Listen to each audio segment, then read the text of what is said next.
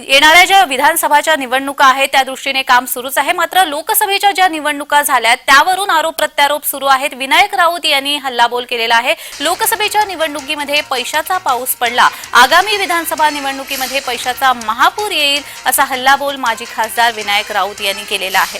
सिंधुदुर्गमध्ये विनायक राऊत यांना नारायण राणे यांनी पराभूत केले, यानंतर त्यांनी हा हल्लाबोल केलाय। आगामी निवडणुकीमध्ये पैशाचा महापूर येईल असं विनायक राऊत यांनी म्हटलेलं आहे।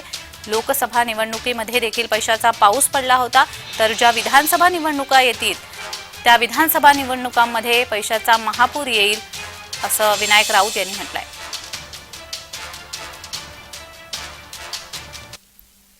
विनायक राऊत नेमकं काय म्हणालेत पाहूयात। आताची निवडणूक जरी घेतली तर केवळ निकोल पैशाचं कारण देऊन आपल्या काही चुका झाल्या असतील तर त्याकडे दुर्लक्ष करता येणार नाही।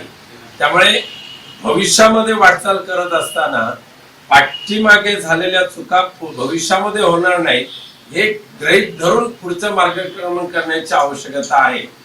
पैशाचा वापर तो होता, परंतु दुर्दैवाने सिंधुदुर्ग त्याच्यामध्ये खूप वाहून गेला आणि रत्नागिरी मात्र पैशाचा वापर तेवढाच होत होता असताना सुद्धा रत्नागिरी जिल्हा तरुण राहिला।